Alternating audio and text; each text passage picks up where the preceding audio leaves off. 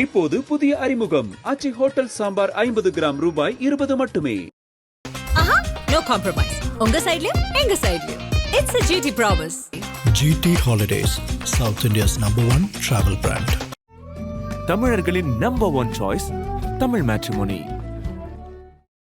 ஆதரணியர்களுக்கு அன்பு வணக்கம். Israel, Iran, America இந்த போர் ஒரு பக்கம் போயிட்டு இருக்கும் போது இன்னொரு போர் போயிட்டு இருக்கு. அது தொடர்பான அப்டேட்ஸ் பெரிய அளவுக்கு வரல, நம்ம ரெகுலராக கொடுத்துட்டு இருக்கிறோம். ஆப்கானிஸ்தான் வெர்சஸ் பாகிஸ்தான். இப்போ அதில் நடந்துட்டு இருக்கக்கூடிய ரீசெண்டான டெவலப்மெண்ட், அதன் பின்னணி என்ன அப்படின்னு பார்ப்போம். ஃபர்ஸ்ட் விஷயம் பாருங்க, பக்ராம் ஏர்பேஸ்ல, அதாவது ஆப்கானிஸ்தான்ல இருக்கக்கூடிய காபூலுக்கு வடக்கு பகுதி, நார்த் ஆஃப் காபூல்ல இருக்கக்கூடிய பக்ராம் ஏர்பேஸ்ல தாக்குதலை நடத்தியிருக்கிறாங்க பாகிஸ்தானுடைய விமானப்படை. ஸோ அந்த தாக்குதல் நடத்தியிருக்கிறாங்க. அதுக்கு ஆன்டி ஏர்கிராஃப்ட் எக்ஸ்ப்ளோஷன்ஸ் இது மூலியமா பதிலடி கொடுத்திருக்கிறாங்க. ஆப்கானும் பதிலடி கொடுத்திருக்கு அப்படிங்கிறத பார்க்குறோம். ஸோ தொடர்ச்சியாக இந்த ஆப்கானிஸ்தான் பாகிஸ்தான் இந்த சண்டையில் பாகிஸ்தான் பயன்படுத்துறது என்னமோ அவங்களுடைய ஏர்ஃபோர்ஸை தான் ரொம்ப தீவிரமாக ஃபுல் ஃபிளெஜ்டாக பயன்படுத்துறாங்க. ஏன்னா அந்த ஏர்ஃபோர்ஸுக்கான அந்த பலம் அப்படிங்கிறது ஆப்கானிஸ்தான் கிட்ட இல்லை அப்படிங்கிறது தெரிஞ்சுதான் அவங்க அந்த விளையாட்டை ஜாலியாக விளையாடிட்டு இருக்கிறாங்க அப்படிங்கிறத பார்க்குறோம். இன்னொரு விஷயம் நோட் பண்ணி பாருங்க, இந்த பக்ராம் ஏர்பேஸ் அப்படிங்கிறது நம்ம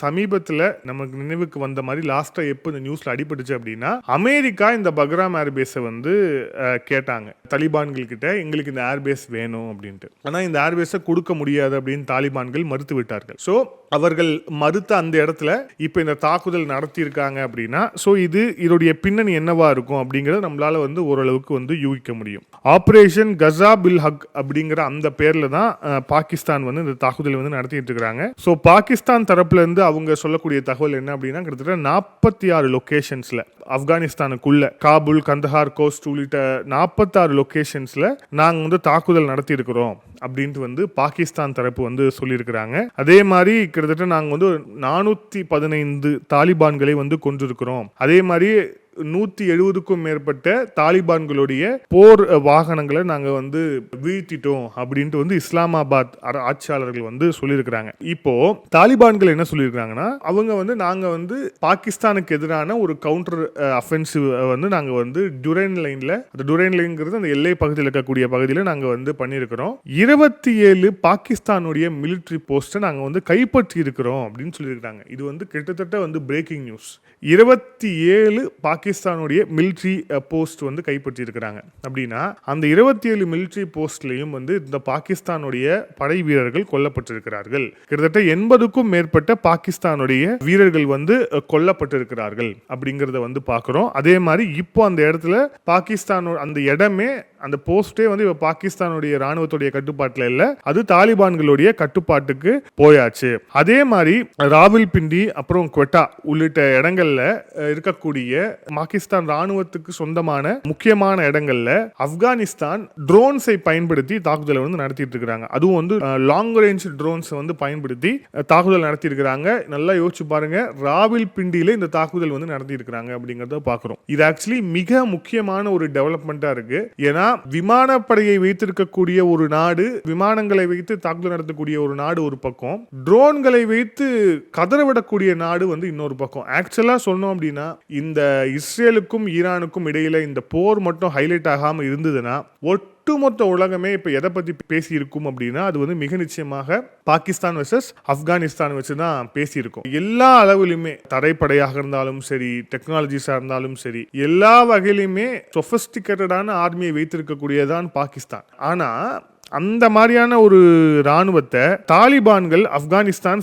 எந்த மாதிரி போட்டு புரட்டி எடுத்துக்கிட்டு இருக்கிறாங்க அப்படிங்கிற அந்த ஒரு விஷயத்த நம்ம பார்க்குறோம். இப்போ இஸ்லாமாபாத் கொடுத்துருக்கக்கூடிய நம்பர்ஸ் நம்மளால நம்ப முடியுமா அப்படின்னு தெரியல. ஏன்னா அவங்க பல நேரங்களில் பல கதை விடுவாங்க. அதை நம்மளால நம்பவே முடியாது. ரெண்டாவது, அவங்களால அந்த ஆதாரத்தையும் கொடுக்க முடியாது. இப்போ கடைசி வீடியோவில் ஒரு தாலிபான் பாகிஸ்தான் ராணுவ வீரருடைய பேண்ட்டை கழட்டி அந்த பேண்ட்டை கையில் வச்சிருந்ததை நம்ம பார்த்தோம். ஸோ இந்த மாதிரியான ஆதாரங்களையும் அவங்க வெளியிட்டு இருக்கிறாங்க. எங்கெங்க தாக்குதல் நடத்துகிறோம், அவங்களுடைய ட்ரோன் ஸ்ட்ரைக் தொடர்பான ராவல்பிண்டியில் நடந்த தாக்குதல் இருந்து எல்லாத்துக்கான ஃபுட்டேஜை தாலிபான்கள் உடனே வெளியிட்டு இருக்கிறாங்க. ஆனால் பாகிஸ்தானோட இஸ்லாமாபாத் ஆட்சியாளர்களை பொறுத்தவரை வெறும் வாயிலேயே தான் வடை சுடுறது, வாயிலேயே தான் வந்து சண்டை போடுறது. அதை தாண்டி வேற எதுவும் பெருசா வந்து பண்றது கிடையாது. இது ரொம்ப முக்கியமான விஷயம் என்ன அப்படின்னா, இவங்க இந்த பாகிஸ்தான் வந்து இந்த போரை வந்து எதுக்காக தொடங்கினாங்க? தெரிக்கி தலிபான் அப்படிங்கிற அந்த இயக்கம் வந்து பாகிஸ்தானுடைய ராணுவத்தை வந்து கொலை செய்யறாங்க, அதற்கு வந்து ஆதரவாக இந்த தாலிபான் இருக்குது. இந்த தாலிபான் ஏன் ஆதரவா இருக்காங்கன்னா, இவங்க இந்தியாவோட ப்ராக்சிஸா இருக்கிறாங்க, அப்படி இப்படி என்னென்னமோ வகை வகையா உருட்டுனாங்க. இப்போ என்ன நிலைமை அப்படின்னா, பாகிஸ்தான்ல இருக்கக்கூடிய ஒரு வீரருக்கு கூட இனிமேல் ஆப்கானிஸ்தானுக்கு எதிராக போராடவோ கைபர் பக்துங்வால போஸ்டிங் வாங்கவோ அவங்களால வந்து முடியாது. ஏன் அப்படின்னா 2400 பேர் கடந்த இந்த ஒரு வருஷத்துல பாகிஸ்தான் ராணுவத்தை சேர்ந்த 2400 பேர் கொலை செய்யப்பட்டிருக்கிறார்கள் இந்த தெரிக்கி தலிபான் நடத்திய ஆபரேஷன்ல. பத்தாததுக்கு இப்போ வந்து டுரைன் லைன்ல இருக்கக்கூடிய பாகிஸ்தான் போஸ்ட்லயும் இந்த தாக்குதல் அப்படிங்கிறது நடைபெற்று இருக்கிறது. அதுல ஒரு 80க்கும் மேற்பட்ட வீரர்கள் வந்து கொல்லப்பட்டிருக்கிறார்கள். எப்பவுமே இந்த நம்பர்ஸ் வந்து குறைவாக தான் இருக்குமே தவிர ஜாஸ்தியாக இருக்கிறதுக்கான வாய்ப்பு இல்லை. இதுவே குறைச்சல் அப்படின்னா அப்போ கிட்டத்தட்ட களத்தில் போகும்போது கிட்டத்தட்ட 200-300 பாகிஸ்தானுடைய ராணுவ வீரர்கள் கொல்லப்பட்டிருப்பார்கள். அப்போ இந்த போர் முடியறதுக்குள்ள எத்தனாயிரம் பேர் கொல்லப்பட்டிருப்பாங்க அப்படிங்கிறத பாருங்க. இது எல்லாமே எத்தகைய ஒரு தாக்கத்தை அங்கே ஏற்படுத்த போகுது அப்படிங்கிறத நம்ம இன்னும் வரும் காலங்களில் நம்ம வந்து மிக நிச்சயமாக வந்து பார்க்க தான் போகிறோம். இதில் இன்னொரு விஷயம் என்ன அப்படின்னா, ரஷ்யா அதுக்கப்புறம் வந்து சைனா, இந்த 2 நாடுகளும் உடனடியாக ஆப்கானிஸ்தானும் பாகிஸ்தானும் சீஸ்ஃபயருக்கு வந்து வரணும் அப்படிங்கிற கோரிக்கையை வந்து விடுத்திருக்கிறாங்க. ஏன் அப்படின்னா ISIS கொரேசான் அப்படிங்கிற அந்த இயக்கம் இந்த பவர் வேக்யூமில் வந்து அவங்க வந்து அதிகபட்சமாக அவங்க வந்து வலிமை பெற்றக்கூடாது, அதனால உடனடியாக வந்து போரை நிறுத்துங்க அப்படின்னு வந்து ரஷ்யாவும் கேட்டிருக்கு, சைனாவும் வந்து கேட்டிருக்கு. இந்தியா கேட்கல. அதே மாதிரி இந்தியா வந்து ஆப்கானிஸ்தான் மீதான தாக்குதலை வந்து கண்டிச்சிருக்கே தவிர இந்த போரை உடனடியாக நிறுத்துங்க அப்படிங்கிறதெல்லாம் கேட்கல. ஏன்னா இந்த பாகிஸ்தான் என்ற இஸ்லாமாபாத் முட்டாள் ஆட்சியாளர்கள் இந்தியாவை எப்பயோ ஒரு அக்கௌண்ட்டாக வந்து உள்ளே சேர்த்துட்டாங்க. அதாவது இப்போ ஆப்கானிஸ்தான் நடத்துவதே இந்தியாவுக்கான போர் தான் அப்படிங்கிற அளவுக்கு போயிட்டாங்க. அதுக்கான ஒரு பதிலடி வந்து இந்த காணொலி கடைசியாக நம்ம சொல்லுவோம். ஸோ இப்போ ரஷ்யாவும் சைனாவும் இதை வந்து கேட்குறாங்க. ஏன்னா ISIS கொரேசான் அப்படிங்கிற அந்த இயக்கம் வலிமை பெற்றக்கூடாது அப்படிங்கிறதுனால அவங்க கேட்குறாங்க. எப்படி வந்து ஆப்கானிஸ்தானில் இந்த தாலிபான்கள் ஆப்கானிஸ்தானில் அந்த நடந்தப்போ ஒரு எழுச்சி வந்ததோ, ISIS அப்படிங்கிற அந்த இயக்கம் வந்ததோ, அதே மாதிரியான ஒரு எழுச்சி இதில் வந்துடக்கூடாது அப்படின்னு வந்து சொல்லியிருக்கிறாங்க. அது அடுத்தடுத்து எப்படி போகும் அப்படிங்கிறத வந்து பொறுத்திருந்து பார்க்கணும். ஆக்சுவலாக நம்ம இந்த காணொலி பதிவு செய்யறதுக்கு ஒரு 15 நிமிடங்களுக்கு முன்பாக வந்த ஒரு செய்தி, அந்த செய்தி படி பார்த்தோம் அப்படின்னா ஜலாலாபாத் அப்படிங்கிற பகுதியில் பாகிஸ்தானுடைய ஒரு ஃபைட்டர் பைலட்டை தாலிபான்கள் இப்போ வந்து பிணை கைதியா வந்து பிடிச்சிட்டு போயிருக்காங்க அப்படிங்கிற அந்த தகவல் வருது. இதைவிட மோசமான ஒரு நிலை அப்படிங்கிறது ஒரு ராணுவத்துக்கு வந்து வரவே முடியாது. ஏன்னா தாலிபான்கள் கிட்ட விமானப்படையே கிடையாது. விமானப்படையே இல்லாத ஒரு குழுவாக, ஒரு படையாக, ஒரு நாடாகத்தான் கிட்டத்தட்ட அது இருக்கு. அந்த நாட்டுக்கிட்ட விமானத்தை எடுத்து போய் நான் அடிக்கிறேங்கிற பேர் வழின்னு சொல்லிட்டு போய் அடிச்சு, அதையும் ஒழுங்கா அடிக்காம அங்கே இருக்கக்கூடிய சிவிலியன்ஸை டார்கெட் பண்ணி சிவிலியன்ஸை வந்து கொலை செஞ்சு சர்வதேச அளவில் வந்து மிகப்பெரிய ஒரு பேக்லாஷை வந்து சந்திச்சு இந்த அளவுக்கு வெக்கக்கேடா போய் இப்போ என்ன ஆயிருக்குன்னா, ஜலாலாபாத்தில் தாலிபான்கள் இவங்களுடைய ஒரு ஃப்ளைட்டை வந்து சுடு தள்ளியிருக்கிறாங்க. அதுலேருந்து ஒரு விமானி கீழே வந்து விழுந்திருக்கிறாரு. அந்த விமானியை வந்து தாலிபான்கள் இப்போ பிடிச்சி வச்சிருக்காங்க. இப்போ அவரை என்ன பண்ணுவாங்க அப்படிங்கிறத நம்ம நிறைய எக்ஸ்பீரியன்ஸ் இருக்குது. கடந்த காலங்களில் வந்து அவங்க என்னென்ன பண்ணியிருக்கிறாங்க அப்படிங்கிறத வச்சு நம்ம பார்த்தாலே பல எக்ஸ்பீரியன்ஸ் இருக்குது. இப்போ அது எல்லாமே நடக்க போகுது. அதாவது ஈரான் அப்படிங்கிறது பாகிஸ்தானுக்கு பக்கத்தில் இருக்கக்கூடிய எல்லையை பகிரக்கூடிய ஒரு நாடு. அந்த நாட்டில் போர் வந்து இப்போ வந்து உச்சகட்டமாக போயிட்டு இருக்கு. ஒட்டுமொத்த மத்திய கிழக்கும் பயங்கரமான ஒரு பதற்றத்தில் இருக்கு. இதுதான் சந்தடி சாக்கு, இப்போ போட்டு இவனை அடிக்கலாம் அப்படின்னு வந்து நீங்கள் அடிச்சிங்கன்னா இப்படி தான் நடக்கும். அதை தாண்டி நீங்கள் யாரை அடிக்கிறீங்க அப்படின்னு ஒன்று இருக்குது. ஒன்று.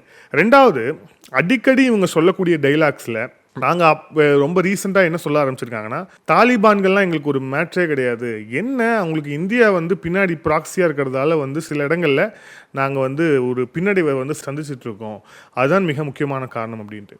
உண்மையிலேயே தாலிபான்களுக்கு இந்தியா வந்து உதவி செய்து ஆப்கானிஸ்தானுக்கு இந்தியா இந்த போரில் துணை நிற்குது அப்படின்னா அதில் எந்த விதமான தவறும் வந்து கிடையாது.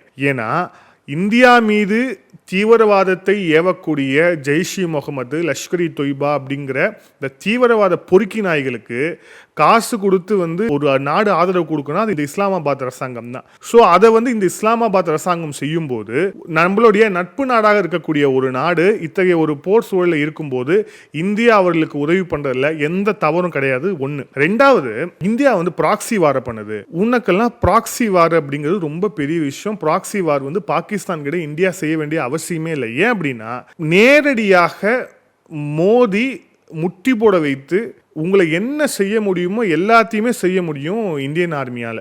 ஆப்ரேஷன் சிந்தூரில் சின்ன ஒரு சாம்பிளை தான் வந்து இந்தியன் ஆர்மி வந்து காமிச்சிருக்கிறாங்க. ஸோ அந்த சாம்பிளுக்கே சவுதி அரசருடைய காலை வந்து நக்கி பிழைத்து அந்த போரை வந்து முடிவுக்கு கொண்டு வந்தது பாகிஸ்தான். ஸோ ஏதோ வந்து இந்தியாவால் நேரடியாக அடிக்க முடியாத மாதிரியும் அதனால்தான் தாலிபான்களை இவங்க வந்து தூண்டி விடுற மாதிரியும் இந்த மாதிரியான ஒரு அந்த உருவாக்கத்தை வந்து இவங்க ஏற்படுத்துறாங்க. நான் ஃபர்ஸ்டே சொன்ன மாதிரி அதை செய்தாலும் தவறில்லை அப்படிங்கிறது ஒன்று. ரெண்டாவது, அப்படி செய்யணுங்கிற அவசியமும் ஃபர்ஸ்ட் வந்து இந்தியாவுக்கு இல்லை. ஏன் அப்படின்னா உன்னை வந்து ஏற்கனவே எப்படி பண்ணியிருக்கோம் அப்படிங்கிறது வந்து கடந்த காலங்களில் நிறைய வந்து ஹிஸ்ட்ரி இருக்கு. அதுவும் குறிப்பா 1971 ஹிஸ்ட்ரி எடுத்து பார்த்தோம் அப்படின்னா ரைஃபிள்ல குண்டு இருக்கு. 93,000 ரைஃபிள் வந்து சரண்டர் பண்ணாங்க. யாரு? வீரம் மிகுந்த பாகிஸ்தான் ஆர்மி. யார்கிட்ட? இந்தியன் ஆர்மி கிட்ட. ஷாம் மலிக் ஷா பேசினது வந்து இன்னும் அந்த பாகிஸ்தானுடைய ஜெனரல்ஸ் காதில் வந்து விழுந்துகிட்டே தான் இருக்கும். அந்த அளவுக்கு உங்களை அடிச்சு உங்க நாட்டுடைய ஒரு உடல்ல ஒரு பகுதியவே வந்து பிரிச்சு எடுத்திருக்கக்கூடிய இந்தியாவால இப்போ உங்களை போட்டு வந்து பிரிக்க முடியாதா போர்ல? ஆனால் அதுக்கான நேரம் அப்படிங்கிறது கூடி வருகிறது அப்படிங்கிறது தான் பல சமிக்ஞைகள் வந்து உணர்த்துது. இனிமே ஒரு நாட்டுக்கு வந்து ஆபத்து இருக்குன்னு அந்த நாடு உணருமையானால், அந்த நாடு வந்து வல்லமை பெற்றிருக்குமே ஆனால் அந்த நாடு தன்னை தற்காத்துக் கொள்வதற்கு எதிர்த்தாக்குதல் ஈடுபடலாம் அப்படிங்கிறதுக்கான ஒரு நியூஸ் செட் அப்படிங்கிறது இப்போ வந்து இந்த வேர்ல்டு ஆர்டர்ல வந்து ஏற்பட்டிருக்கு. அது வந்து இஸ்ரேல் தெரிஞ்சு செஞ்சதோ தெரியாம செஞ்சதோ இல்லை வேணும்ட்டே செஞ்சாங்களா, அது என்ன காரணம் நம்ம சொல்ல முடியாது. ஆனா இது நடந்திருக்கிறது. இப்போ இதே இது பாகிஸ்தானுக்கும் இந்தியாவுக்கும் நாளைக்கு நடக்காதுன்னு நம்மளால எப்படி சொல்ல முடியும்? மிக நிச்சயமாக நடக்கலாம். அப்போ பாகிஸ்தான் ஆக்குபைட் காஷ்மீர்லேருந்து சிந்து மாகாணத்திலேருந்து எந்தெந்த விஷயம் என்னென்ன விஷயங்கள் அந்தந்த உரிய நேரத்தில் நடக்கணும் அப்படின்னுமோ அது எல்லாமே அந்தந்த இடத்துல வந்து நகரலாம். ஏன்னா இனிமே வந்து எந்த தலைவருக்கும் வந்து அமைதிக்கான நோபல் பரிசு கிடைக்கிறதுக்கெல்லாம் எந்த வாய்ப்புமே கிடையாது. ஏன்னா இப்போ உலகம் வந்து கிட்டத்தட்ட வந்து அந்த வளைகுடா வந்து பற்றி எரிந்து கொண்டு இருக்கிறது, மிக கொந்தளிப்பான ஒரு சூழல் இருக்கிறது. அத்தனைக்கும் காரணம் அந்த ஒரு அரலூசு தலைவர் தான், அமெரிக்காவுடைய அதிபர். ஸோ அப்படி இருக்கும்போது இந்த அரைலூசு சொல்றான் அப்படின்னு சொல்லிட்டு நாளைக்கு வந்து இந்தியா வந்து போரை வந்து நிறுத்த போறதும் இல்லை. ஏற்கனவே நான் ஆபரேஷன் சிந்தூரியே நான் தான் நிறுத்தினேன் அப்படின்னு அந்த நபர் 100 வாட்டிக்கு மேல, ஒரு வாட்டி இல்லை 2 வாட்டி இல்லை 100 வாட்டிக்கு மேல சொல்லியும் ஒரு முறை கூட ஆமா அந்த நபர் சொல்ல நாங்க நிறுத்தணும்னு இந்தியா இது வரைக்கும் எந்த இடத்தையும் சொன்னது கூட கிடையாது. ஆனா சொல்லாமையே நம்மளுடைய ட்ரேட் அக்ரிமெண்ட் வந்து நம்ம சைன் பண்ணியிருக்கிறோம். இதுதான் இந்தியா. ஆனா காலில் விழுந்து பலுஜிஸ்தானை வந்து ஒரு பேஸை வந்து கொடுத்து நீங்கள் இங்கேருந்து நீங்கள் ஏவுங்கன்னு ஈரானுக்கு பச்சை துரோகம் பண்ணி இவ்வளோ விஷயங்களை செய்தும் 19% டாக்ஸ் வந்து பாகிஸ்தானுக்கு, 18% டாக்ஸ் இந்தியாவுக்கு. இதுதான் இந்தியா. இது வரும் காலங்களிலும் மிக நிச்சயமாக தொடரும். இந்த நபர்கள் இப்போ தாலிபான்கள் போட்டு புரட்டி எடுத்துக்கிட்டு இருக்கிறாங்க இல்லையா, இது மிக நிச்சயமாக தொடரும் பட்சத்தில் என்ன மாதிரி சுச்சுவேஷன் அங்கே நடக்க போகுது அப்படிங்கிறத வந்து பொறுத்திருந்து பார்க்கணும். இப்போ பலுஜிஸ்தான் லிபரேஷன் ஆர்மி சைட்ல இருந்தும் நிறைய அப்டேட்ஸ் வந்து காத்திருக்கு. அந்த அப்டேட்ஸ் என்ன அப்படிங்கிறதையும் சேர்த்து நம்ம அடுத்த காணொலியில் இன்னும் விரிவாக பார்ப்போம். மீண்டும் அடுத்த காணொலியில் சந்திப்போம். நன்றி, வணக்கம்.